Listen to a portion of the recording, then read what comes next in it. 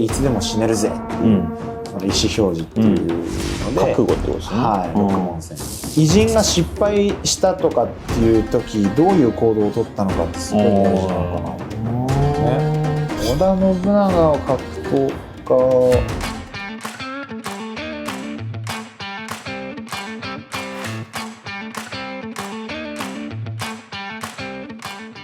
んにちは、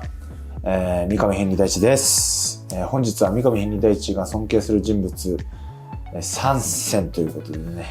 やっていこうと思います。どうもよろしくお願いいたします。まず一人目は、山中幸盛ですね。通称山中鹿之助と言われてるんですけども、山中幸盛は尼子家ですねに仕えて、た武将なんですけれども、有名な話がすごいざっくり言いますけど、もう尼子家やばいってなった時に、もう山中幸盛自分に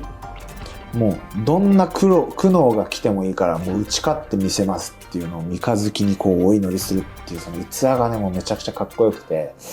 もう山中幸盛のこの逸話は私すごい好きですねっていうのもあって、まず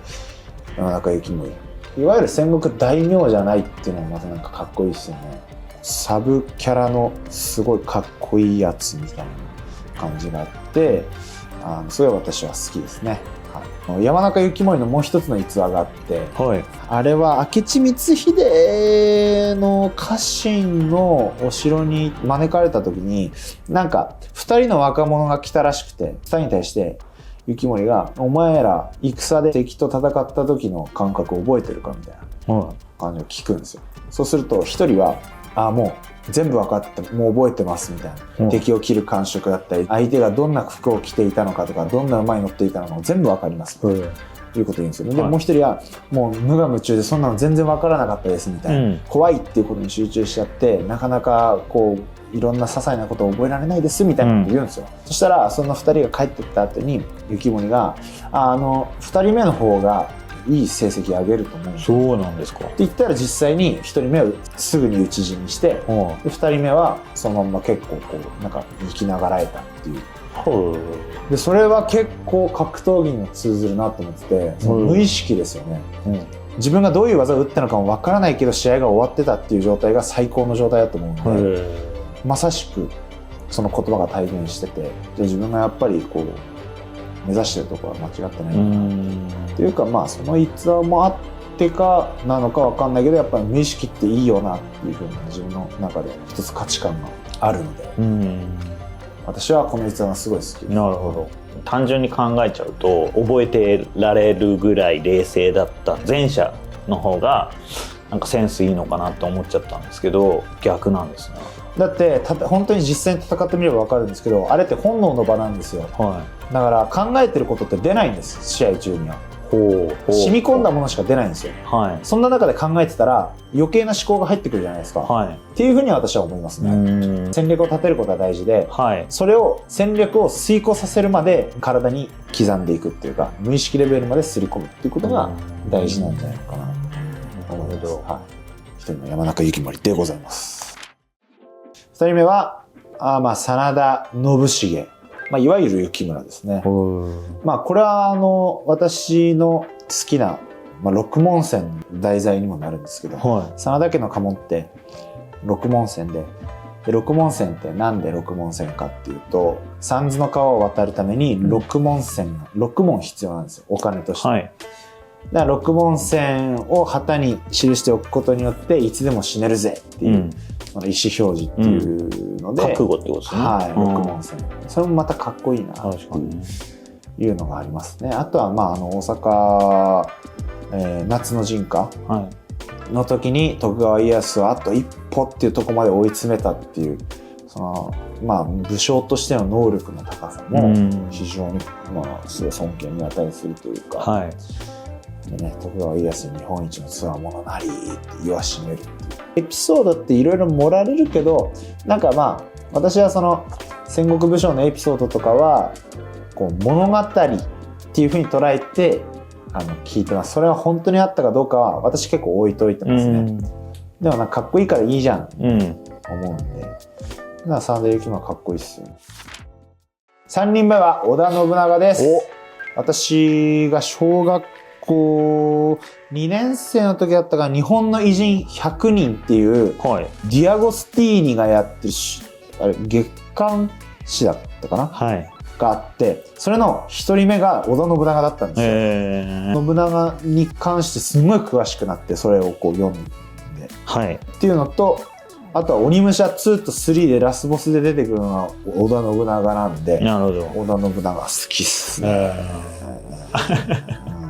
いろいろ残酷なエピソードが語られがちですけど、織田信長は割となんかすごい人情深かったっていうのは最近の研究では言われてますよね。実はすごい人に対して優しかったんじゃないのか。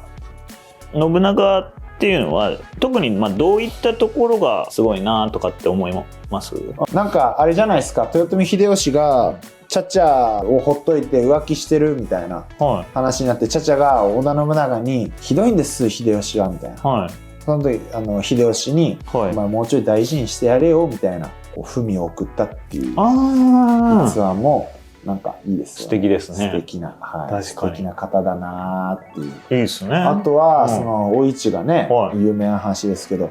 お市が浅井長政に嫁いでて、